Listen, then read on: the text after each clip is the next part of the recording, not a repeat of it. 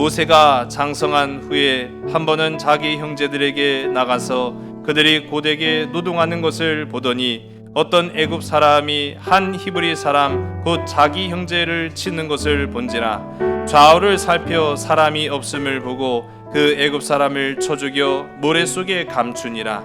이튿날 다시 나가니 두 히브리 사람이 서로 싸우는지라. 그 잘못한 사람에게 이르되 네가 어찌하여 동포를 치느냐 하매 그가 이르되 누가 너를 우리를 다스리는 자와 재판 가문으로 삼았느냐? 내가 애굽 사람을 죽인 것처럼 나도 죽이려느냐? 모세가 두려워하여 이르되 일이 탈로 되었도다. 바로가 이 일을 듣고 모세를 죽이고자 하여 찾는지라. 모세가 바로의 낯을 피하여 미디안 땅에 머물며 하루는 우물 곁에 앉았더라. 미디안 제사장에게 7딸이 있었더니 그들이 와서 물을 길어 구유에 채우고 그들의 아버지의 양떼에게 먹이려 하는데 목자들이 와서 그들을 쫓는지라. 모세가 일어나 그들을 도와 그 양떼에게 먹이니라. 그들이 그들의 아버지 르우엘에게 이를 때에 아버지가 이르되 너희가 오늘은 어찌하여 이같이 속히 돌아오느냐? 그들이 이르되 한 애굽 사람이 우리를 목자들의 손에서 건져내고 우리를 위하여 물을 길어 양떼에게 먹였나이다. 아버지가 딸들에게 이르되 그 사람이 어디에 있느냐? 너희가 어찌하여 그 사람을 버려두고 왔느냐? 그를 청하여 음식을 대접하라 하였더라. 모세가 그와 동거하기를 기뻐하며 그가 그의 딸 십보라를 모세에게 주었더니 그가 아들을 낳음에 모세가 그 이름을 게르솜이라 하여 이르되 내가 타국에서 나그네가 되었음이라 하였더라. 아멘. 나그네가 되었다. 이름만 가지고는 사실 우리가 그 사람을 파악하기는 좀 어렵습니다. 외모만 가지고도 그 사람을 다 이해할 수는 없습니다.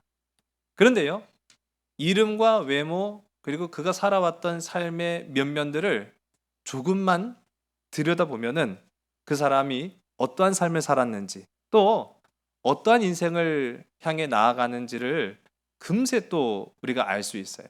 이 사진 속에도요, 많은 의미가 담겨져 있습니다. 보시는 이 사진에 등장하는 인물들은요, 사실 이제 주미 대사관, 그러니까 한마디로 말하면 지금 대사관 직원들의 사진인데요. 맨 앞자리에 있는 사람들, 우리 화면에도 이름이 나왔습니다만은 맨 가운데 있는 분이 주미 전권공사 대사인죠. 박정양이라는 분, 뭐 잘 몰라도 상관은 없습니다. 근데 우리에게 아주 낯익은 이름 하나가 딱 눈에 띄죠? 예, 그렇습니다. 이 박정양의 우편에 앉아 있는 사람이 바로 우리가 잘 아는 매국노죠. 친일파인 이완용. 이 이완용이 당시에는 참장관이라는 직책을 가지고 있었어요. 그 좌편에 앉은 사람은 또 우리가 잘 몰라요. 이 사람이 이하영이라고 해서 대사관의 서기 일을 담당하는 서기관이었습니다. 근데 오늘 저는요, 뭐 박정양도 이완영도 뭐 물론이지만은 이 이하영을 한번 좀 주목해 보려고 합니다. 잘 몰랐으니까 좀 알아보는 것도 괜찮을 것 같아요.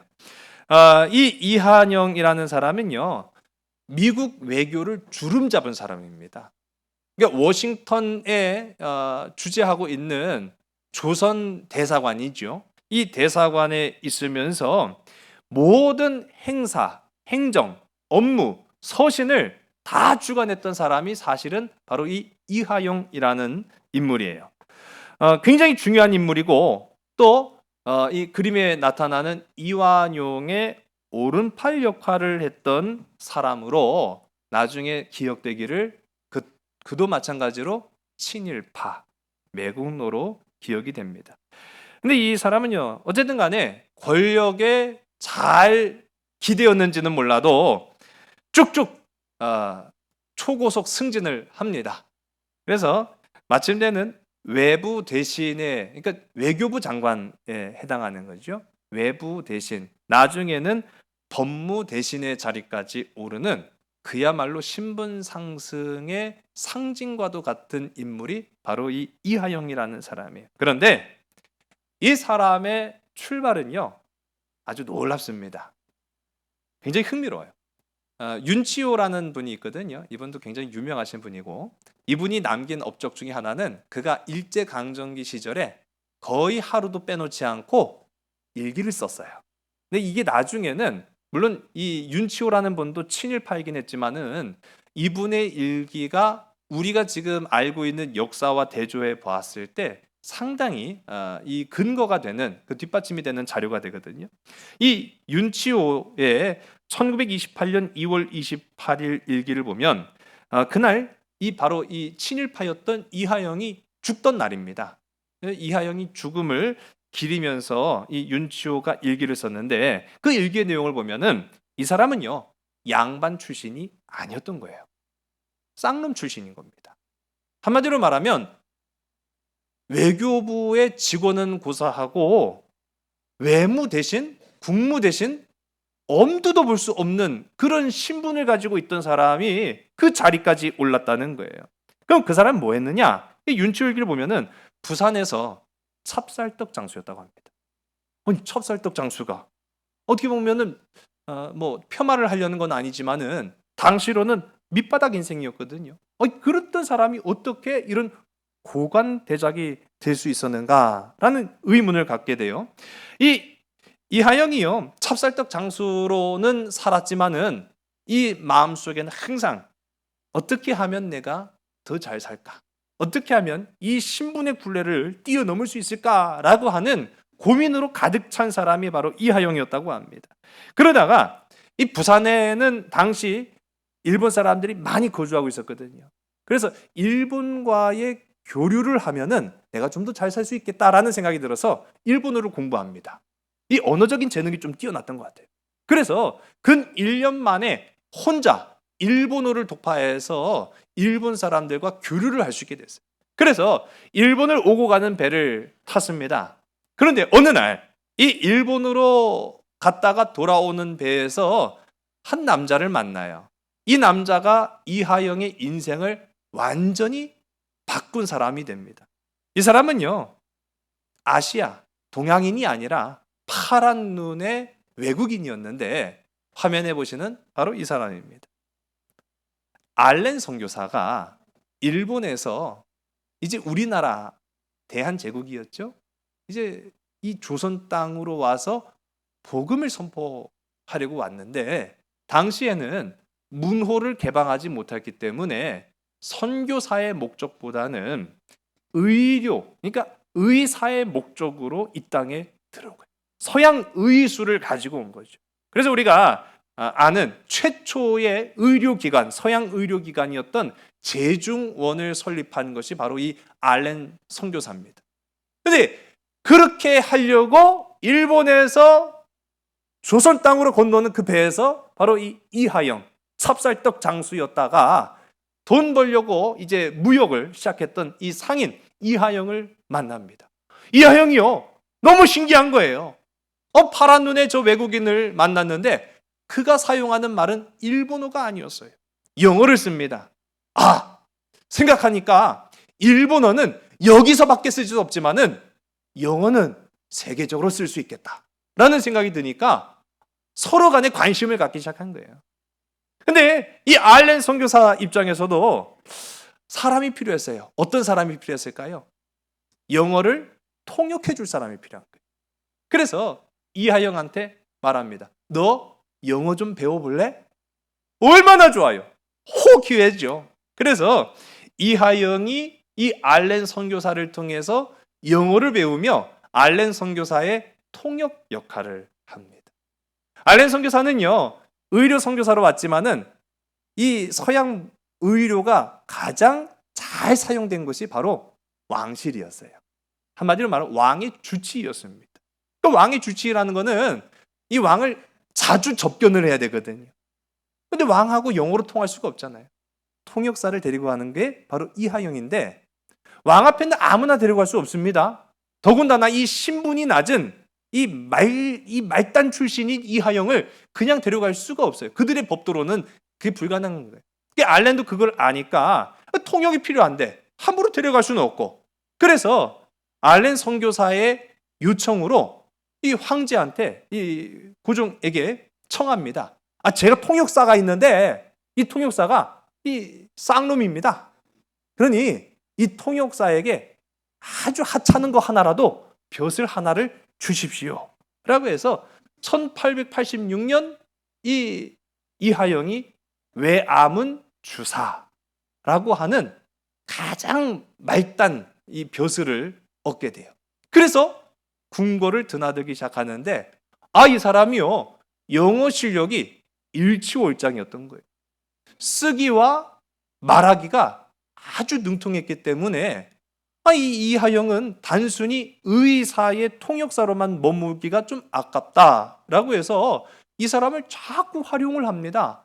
그러다 보니까요, 당연히 이 이하영은요, 그 실력을 인정받아서 초고속 승진을 해요. 근데 나중에는 그래서 미국 주재 대사로까지 임명이 되고, 나중에는 1904년 외부 대신 외교부 장관의 자리까지 오르는, 그야말로 신분 상승을 이렇게 기가 막히게 한 사람이 없었다. 을사조약 당시에 우리가 잘 아는 을사오적이 있죠. 나라 팔아먹은 5명. 이 이하영은요, 을사오적에는 들어가지 않습니다. 5명은 나라 팔아먹는 데에 찬성했지만 3명의 대신은 반대를 했어요. 그 반대했던 3명 중에 한 사람이 바로 이하영이었습니다. 그런데 나중에는 변절하고 말아요. 이화용이 오른팔 역할을 했거든요. 그래서 우리는 그를 기억하기를 친일파였고 매국노였다. 나중에 이 친일을 한 공적이 인정되어서 그의 신분이 어디까지 상승했냐면은 일본에서 주는 귀족을 받게 됩니다. 그러니까 자작이라는 귀족까지 수요를 받은 거예요. 평민의 이 삶에서 고관대작이 되고, 그 고관대작에서 일본의 귀족까지 받은, 그야말로 대대로 평안한 인생을 살아갈 수 있는 사람이 된 겁니다. 근데 제가 오늘 이 이하영의 얘기를 더 집중해서 하려고 하는 건 아니고요. 사실은 이 사람보다는 이 사람의 손자 이야기를 좀 하려고 해요. 자, 이 이하영의 손자가 바로 이종찬 장군입니다. 우리 화면에 보시는 이분인데요. 이 사람은 1916년 서대문에서 출생해요. 자, 태어나서 보니까 자기가 뭐가 돼 있어요?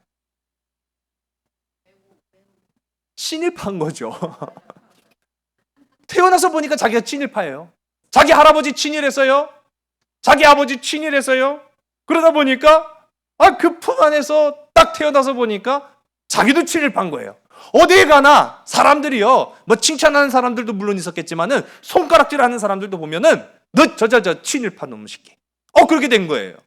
내가 원해서 친일파가 된 건 아니지만 어쨌든 간에 친일파. 또 다른 표현으로는 금수저로 태어납니다. 이 할아버지가 그렇게 인생 역전을 일으켜놨고 가문이 아주 그냥 드높아진 거예요. 그 부귀가 그 집안에 쏟아져 있으니 이 친일파였던 이하영의 손자 이종찬도 아주 그냥 떵떵거리며 살게 되었던 거죠.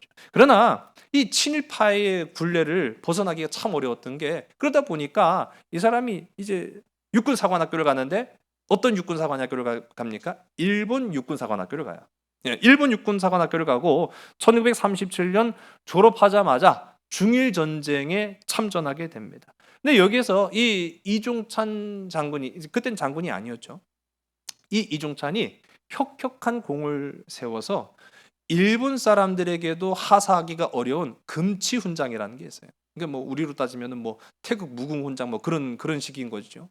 1942년 태평양으로 발령을 받습니다. 유긴이라는 섬에서 수용소 관리 장교가 되는데, 이 이종찬은요, 거기에서도 참 일본군으로 살았던 조선인이었지만은 그 현장에 있었던 현지 주민들이죠, 원주민들의 존경을 한 몸에 받는 인자한 성품의 사람이었다라고 기록이 남겨져 있어요. 전쟁 중에 아버지가 사망을 합니다. 그래서 전보가 와요. 귀족 수여를 받아라 라고 전보가 옵니다. 이 귀족이라는 건요, 대대로 물려가는 겁니다.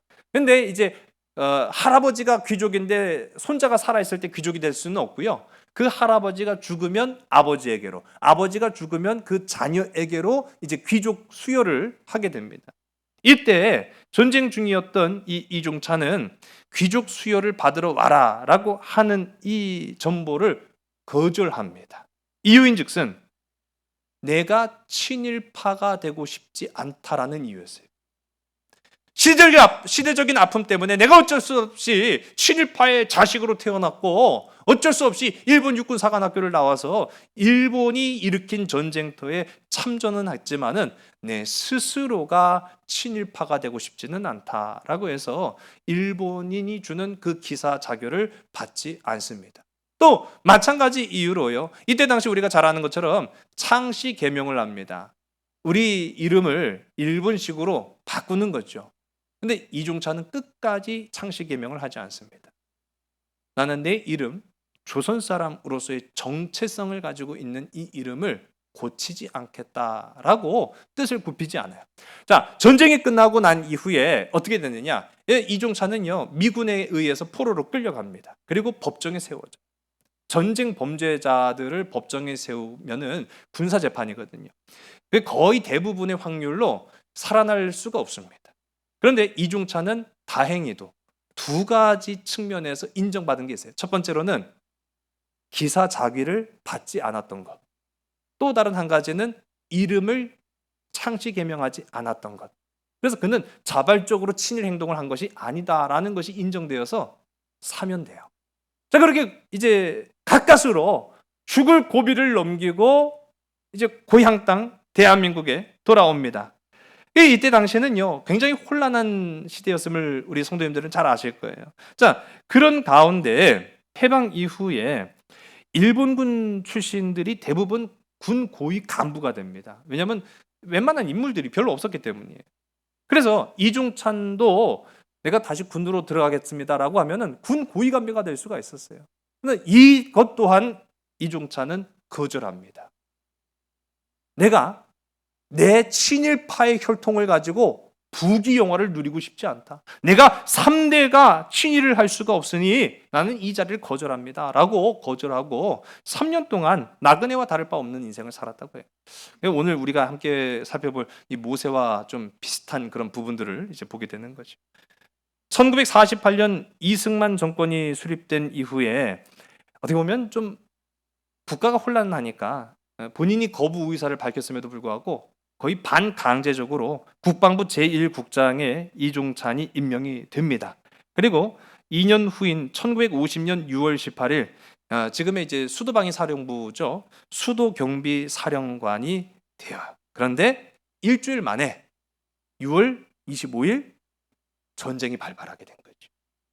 수도를 방어하려고 애를 썼지만은 결국 밀리는 그런 공세를 하게 됩니다.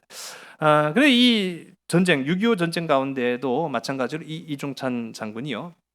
6.25 당시 그 가운데 있는 분이 이중찬 장군인데요. 굉장한 그 큰 공을 인정을 받아서 계속 승진을 합니다. 마침내는 한국 전쟁 당시에 35세의 나이에 최연소 육군 참모총장이 돼요.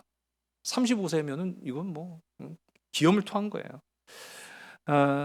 그렇게 어떻게 보면은 진짜 할아버지처럼 자신도 신분 상승에 굉장한 변화를 일으켰던 이 이중찬 장군이었지만은요, 박정희 정권 시절에 자신은 정치에 휘말리고 싶지 않다라고 해서 계속 한직만 맴돌다가 은퇴를 하셨어요. 근데 이분은 그렇게 회고를 합니다. 나는 평생 민족의 죄인이라 여긴다. 자신의 혈통이 친일파였던 것에 대한 그런 회개와 후회를 많이 하고 있었다라는 거죠. 그래서 겸손히 생을 마감했다고 합니다. 비록 그는 친일파의 후손이었지만은요, 가장 존경받는 군인으로 생을 마감했던 모습을 우리가 봐요. 자, 제가 잠깐의 시간이지만은 이처럼 우리가요 그 사람의 삶을 조금만 들여보면은 알 수 있는 것들이 참 많이 있습니다. 이름만 가지고는 몰라요. 외모만 가지고는 평가할 수가 없어요. 그러나 그 사람이 어떠한 삶을, 어떠한 생애를 살아왔는지를 조금만 들여다보면은 이 사람이 이런 사람이로구나 라는 것을 우리가 파악을 할 수 있게 되는데, 문제는 뭐냐면은 오늘 이제 우리가 함께 살펴볼 모세의 삶입니다. 모세의 삶. 자, 이 모세가 과연 어떠한 유년기를 보냈고 어떠한 청장년기를 지내왔는가에 대한 기록이 사실은 성경 속에 찾아볼 수가 없어요. 아주 디테일하게 나오지 않았던 거죠. 근데 왜 그렇게 자세하게 언급하지 않고 이 모세라는 사람의 일생을 그냥 어떻게 보면 훅 하고 지나가 버린 거예요. 왜 그렇게 했을까라고 보면은 지난 시간에도 제가 말씀드렸지만은 이 출애굽기의 주인공은 모세가 아닙니다. 모세가 주인공이 아니라 오직 이 성경에 쓰여진 목적 그대로 모세가 아닌 모세를 통한 하나님의 역사를 들여다봐라 라고 하는 것이 성경의 목적이기 때문인 거예요. 그래서 우리가 좀 알고 싶지만은 이 모세가 애굽에서 어떤 성장 과정을 거쳤는가라는 것을 알 방법은 사실은 없어요. 오늘 우리가 함께 읽은 본문 11절의 말씀입니다. 함께 읽습니다. 시작. 모세가 장성한 후에 한 번은 자기 형제들에게 나가서 그들이 고되게 노동하는 것을 보더니 어떤 애굽 사람이 한 히브리 사람 곧 자기 형제를 치는 것을 본지라. 아멘. 학자들에 의하면은 이 모세가 장성하기까지 왕실 수업을 받았을 것이다라고 이제 추정을 하고 있습니다. 그런데 그 왕실 수업이라는 것은요 대략 한 12년에서 한 15년 정도가 소요된다고 해요. 그런 거를 놓고 봤을 때 지금 현재 모세의 나이보다는 좀 어리죠. 모세가 그 유년기를 한 18세에서 20세쯤 지내왔을 것이다 라고 추정을 하고, 우리가 나중에 좀 이따가 또 살펴보겠습니다만 모세가 애굽을 떠날 때 당시의 나이가 대략 한 40세 정도로 우리가 보고 있죠. 그러니까 어떻게 보면은 모세가 출생할 때 그 과정은 우리가 지난 시간에 살펴보았지만은 모세가 출생할 때 그 과정과 모세가 미디안 광야로 도망간 그 과정까지의 대략 한 35년 정도는 우리가 알 방법이 없어요. 그런데 중요한 것은 이 사도행전 7장 22절을 보면은 모세가 어떤 그 유년을 보냈는가라는 것을 찾아볼 수가 있는데, 우리 영화의 한 장면이죠. 모세가 저렇게 휘황찬란한 옷차림을 할 수 있었던 까닭은 뭘까요? 그가 히브리 사람으로서 살아갔던 것이 아니라, 그렇죠, 애굽 사람으로서의 삶과 문화에 빠져서 살았기 때문에 저런 모양이었을 것이다. 이 또한 정확한 것은 아니고요. 이 영화 감독이 그런 상상을 하지 않았을까라는 생각을 하는데, 사도행전 7장 22절의 말씀을 우리 화면을 함께 보시고 있습니다. 시작. 모세가 애굽 사람의 모든 지혜를 배워 그의 말과 하는 일들이 능하더라. 아멘. 이 사도행전 이 7장 22절의 말씀은 스데반 집사님의 설교예요. 스데반 집사가 설교를 쭉 해가는 가운데 모세 이야기를 언급을 하거든요. 근데 그 모세 이야기를 언급할 때 그가 어떠한 애굽 생활을 했는지에 대해서 이 스데반이 말하기를 애굽 사람의 모든 지혜를 다 배웠다. 이거 한마디로 말하면 왕실 수업을 한 거예요. 애굽 사람이라고 해서 모든 지혜를 다 배울 수가 없습니다. 이건 고위 공직자들이나 고관 대작들이나 할 수 있는 일이었기 때문에 이 왕실 수업을 했다라는 것을 우리가 볼 수 있는 것이고, 또 그의 말과 하는 일들이 능하였더라라고 하는 말은 여러 언어를 배웠고 그들의 말에 굉장히 능통했다라는 것을 우리가 알 수 있는 부분이죠. 그러니까 이 모세는요 비록 히브리 출신의 비천한 사람이었을지라도 그가 애굽에서 왕실 수업을 받으면서 왕자나 다를 바 없는 왕자였던 거죠. 그러한 화려한 인생을 살았다라는 것을 우리가 알 수 있습니다. 그런데 중요한 것은 이 모세가 자기가 히브리 사람이었던 걸 알았어요, 몰랐어요? 그렇죠. 중요한 건 바로 그겁니다. 알았다는 거예요. 친어머니 요게벳의 영향이었는지 또는 어떠한 이유였는지는 우리가 확신할 방법은 사실은 없습니다. 방금도 말씀드린 것처럼 모세 유년기를 성경은 설명하지 않고 있기 때문에. 근데 분명한 것은 오늘 우리가 함께 읽은 본문의 말씀만 보더라도 자기가 애굽 사람이 아니라 히브리 사람이라는 것을 알고 있었다는 거예요. 이거 굉장히 중요한 부분입니다. 왜냐하면 정체성의 문제였기 때문인 거예요.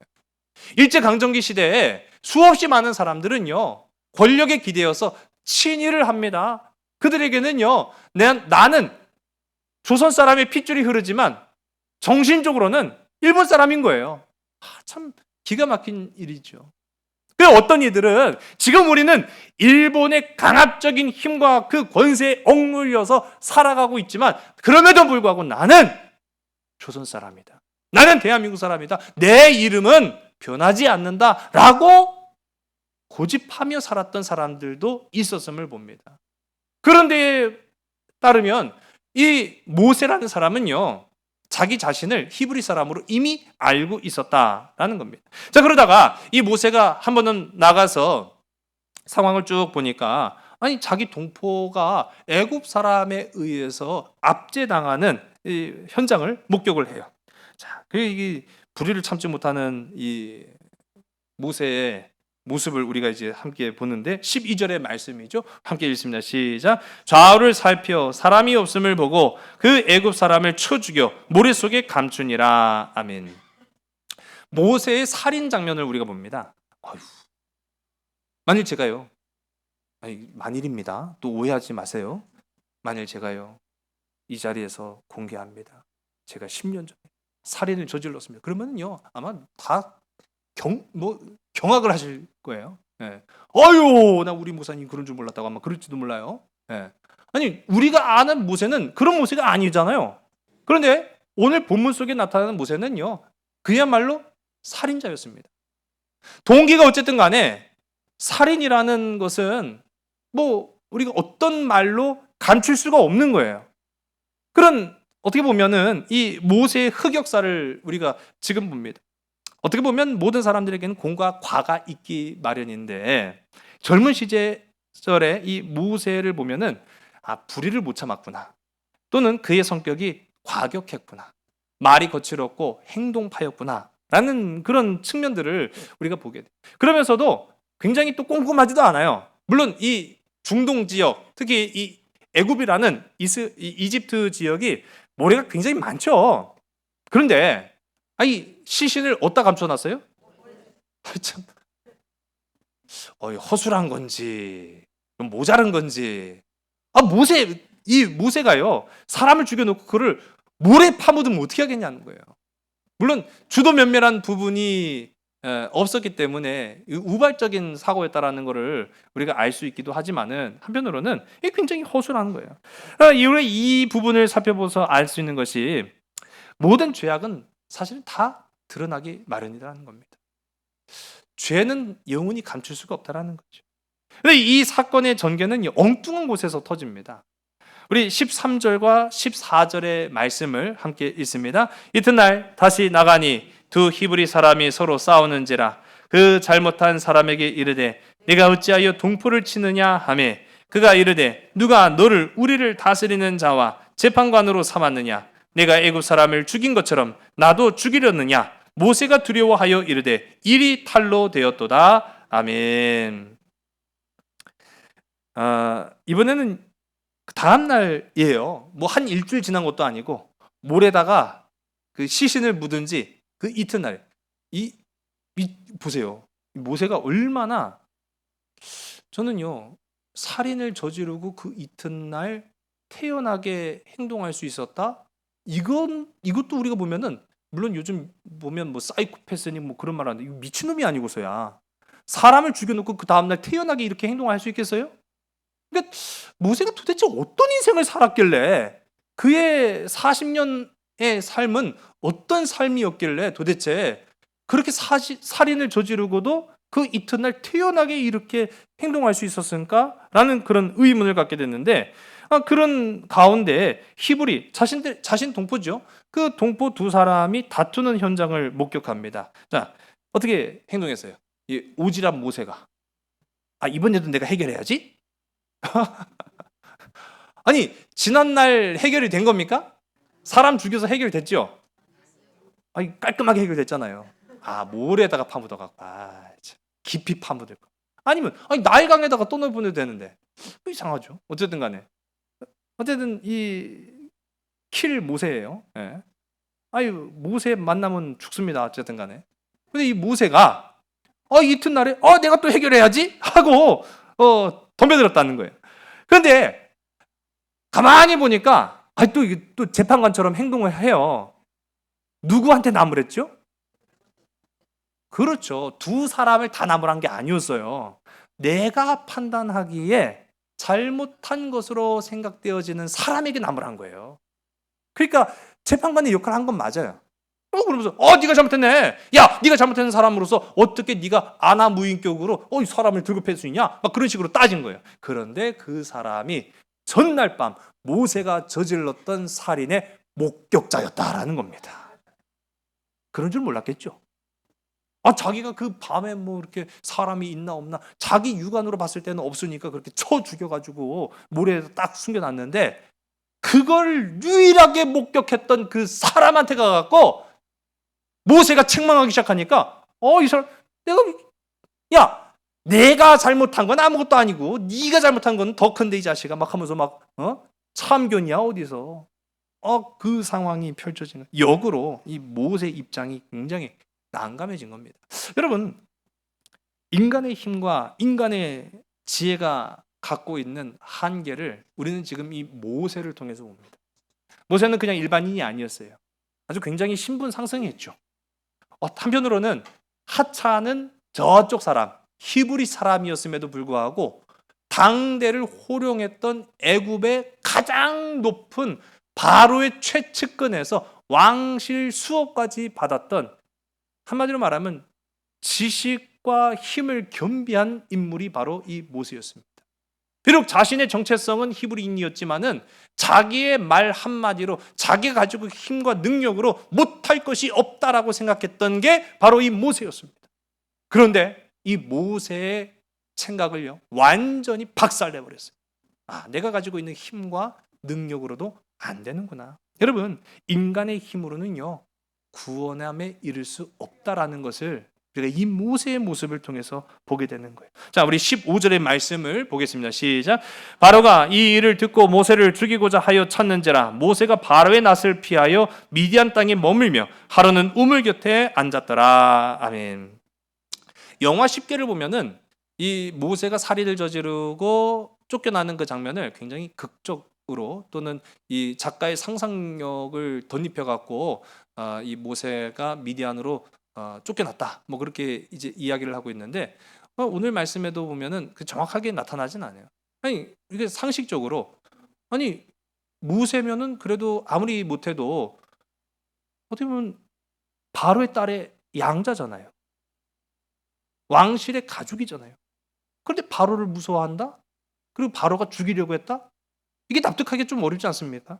자, 그런데 이때의 나이가 우리가 이제 40여 세로 우리가 알고 있죠. 모세가 자신의 정체성을 히브리인으로 알고 있었다고 제가 방금 말씀드렸죠. 바로도 그의 정체성을 알았을까요, 몰랐을까요? 그렇죠, 알았다는 겁니다.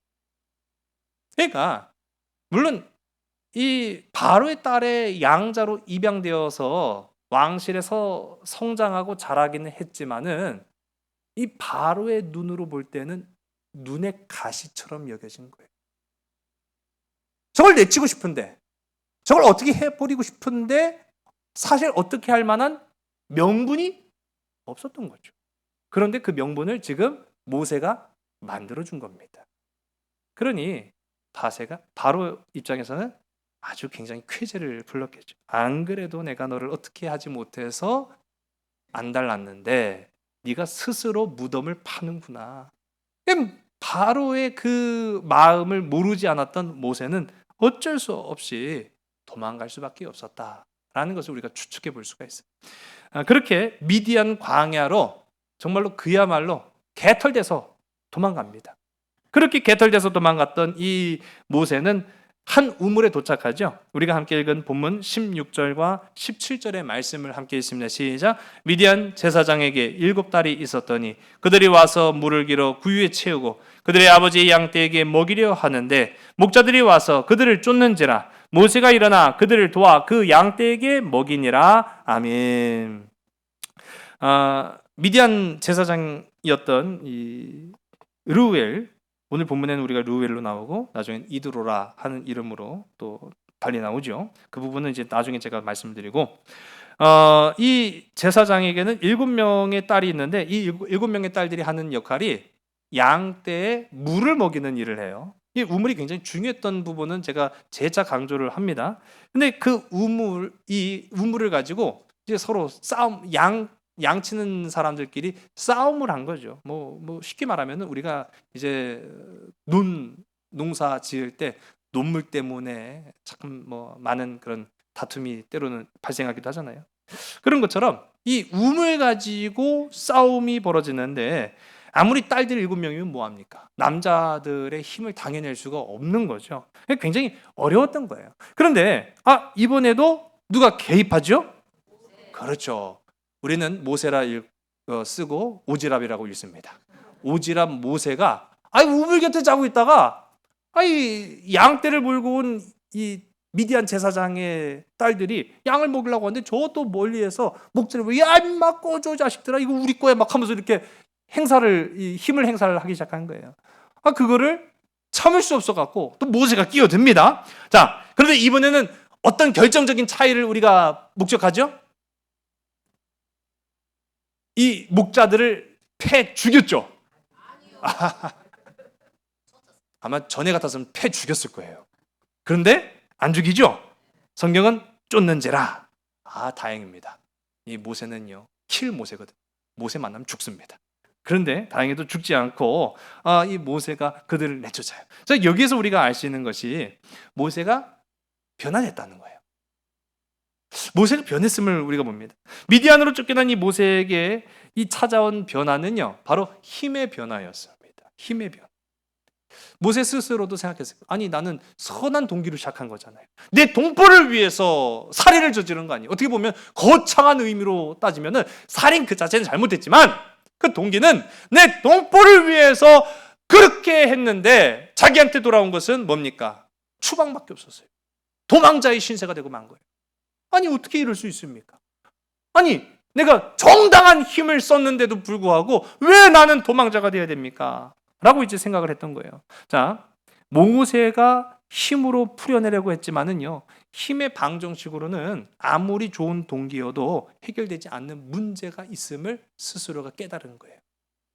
자, 이 대표적인 예가 무엇이겠습니까?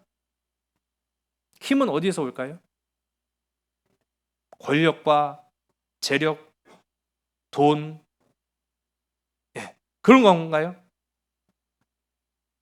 그게 아니라는 걸 이제 모세가 슬슬 깨닫기 시작한 거예요.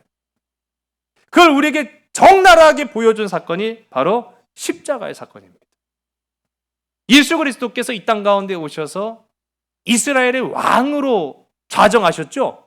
아니었습니다. 많은 제자들도 사실은 착각했어요. 예수님이 힘과 권력, 능력으로, 권능으로 왕좌에 앉으실 것으로 착각했지만 오히려 우리 주님은 물과 피를 다 쏟으시면서까지 십자가에서 희생하셨어요. 도무지 우리가 이해할 수가 없는 겁니다. 그런데 바로 그것이 십자가의 능력이었다라는 거죠. 십자가는 권세와 권력과 부귀에서 힘이 나오는 것이 아니라 희생과 사랑에서 힘이 나타난다는 것을 보여준 겁니다.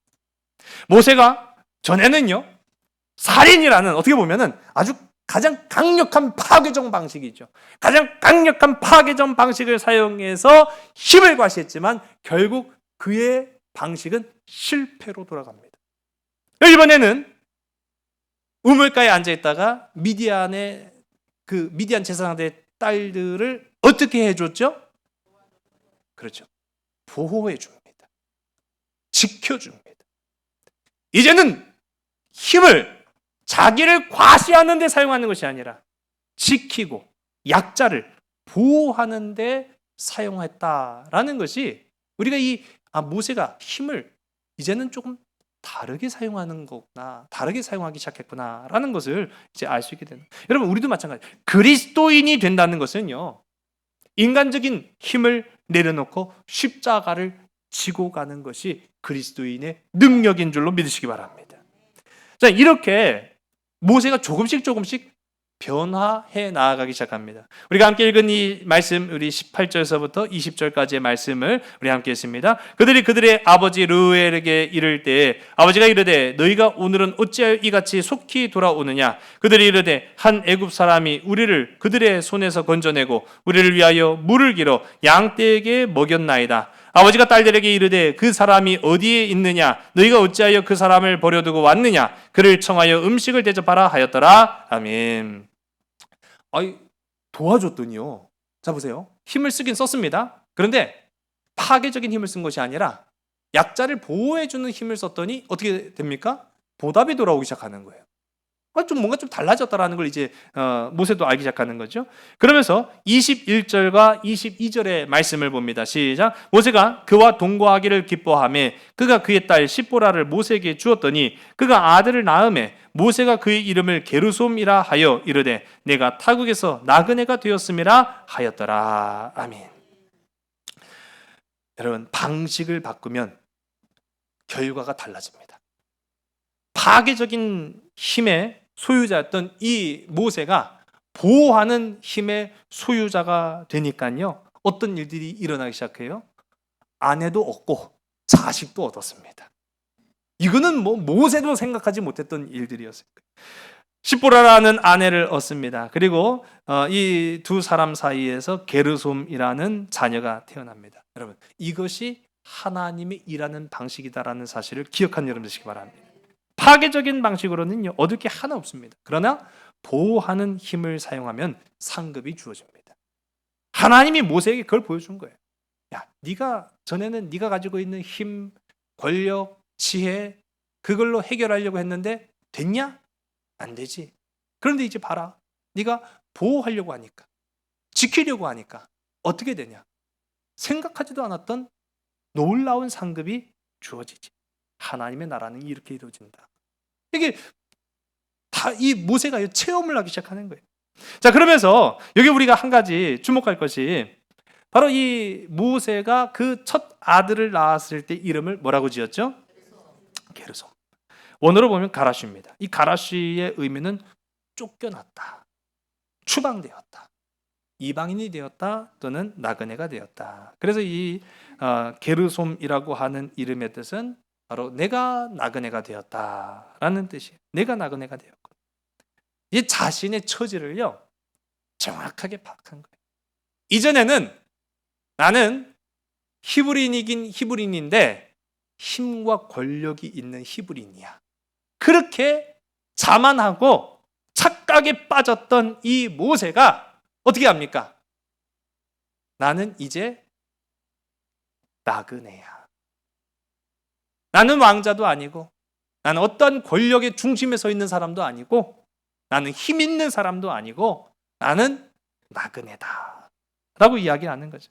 나그네가 되었다라고 고백합니다.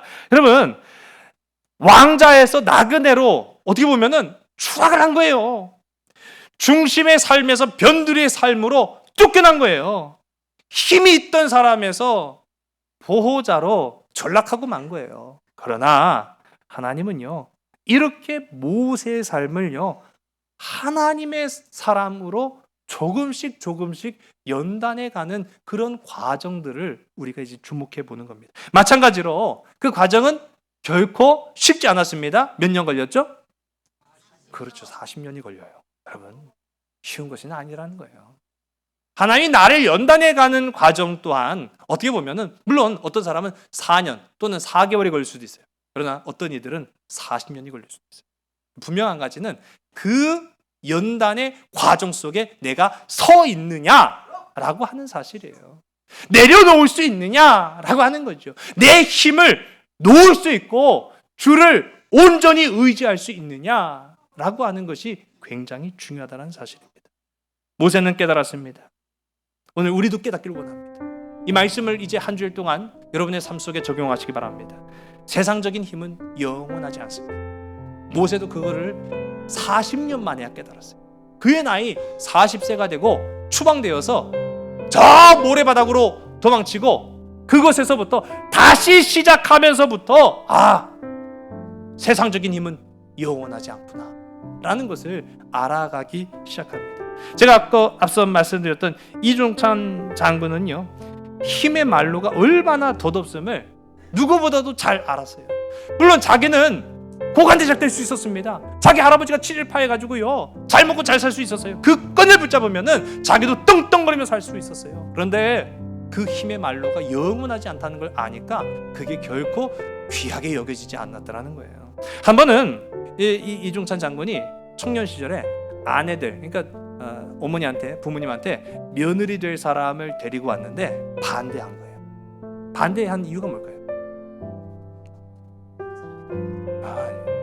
출신이 변변치 않았다. 아유, 출신도 변변치 않은 걸 데리고 와? 그렇게 한 거죠. 아니, 뭐 이중찬 장군의 집안은 뭐 대단하간요? 그 반대를 한 거예요.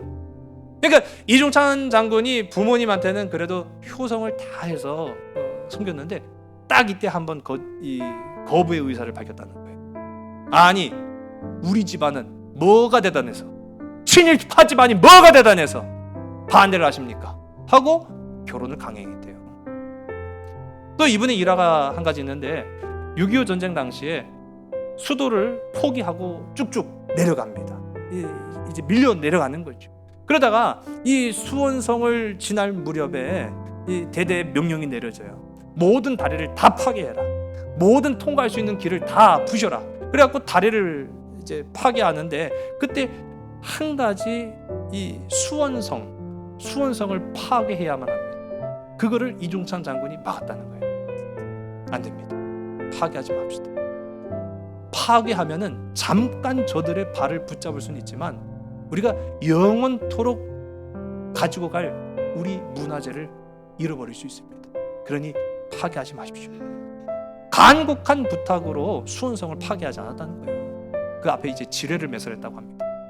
그렇게 해서 남을 수 있어요. 그러니까 파괴적인 힘이 영원하지 않다는 것을 누구보다도 더 잘 알기 때문에 그렇게 안 했다는 거죠. 여러분, 세상적인 힘은 영원하지 않지만 하나님의 보호하심의 능력은 영원한 줄로 믿으시기 바랍니다. 나그네는 비루한 인생이 아니에요. 내 삶을 주님께 맡긴 인생이 기쁜 복음, 그 복음의 삶 가운데 서 있는 자, 그가 비록 나그네의 삶을 살아갈지라도 그가 복이 있는 줄로 믿으시기 바랍니다. 오직 십자가의 희생으로 참된 능력을 힘입고 살아갈 수 있는 저와 여러분, 이 사순절을 지내는 우리 모든 믿음의 지체들이 다 되시기를 주의 이름 간절히 소원합니다. 기도하시겠습니다. 영화로우신 아버지 하나님, 우리가 작은 일에 때로는 교만하고 작은 상처에 낙심했던 우리이지만은 이제 우리가 나그네로 이 땅 가운데에 살아간다는 사실을, 우리의 정체성은 이 땅의 부귀 영화를 누릴 것으로 여겨지는 자들이 아니라 하나님의 나라의 영원하신 백성으로 살아갈 것을 기억하면서 십자가의 그늘 아래 서 있는 자들임을 고백하고 또 결단할 수 있는 우리 모든 믿음의 백성들, 하나님의 자녀들이 다 될 수 있도록 인도하여 주시옵소서. 비록 나그네의 삶일지라도 하나님께서 보호하여 주시면 세상 능력 모자랄 것 없는 삶일지라도 하나님이 더 귀하고 아름다운 상급으로 채워 주실 줄로 믿습니다. 그 길, 십자가의 길을 걸어갈 수 있는 성령의 사람들이 되게 인도하여 주시옵소서. 사랑 많으신 예수 그리스도의 이름으로 감사하며 간절히 기도드려사옵나이다.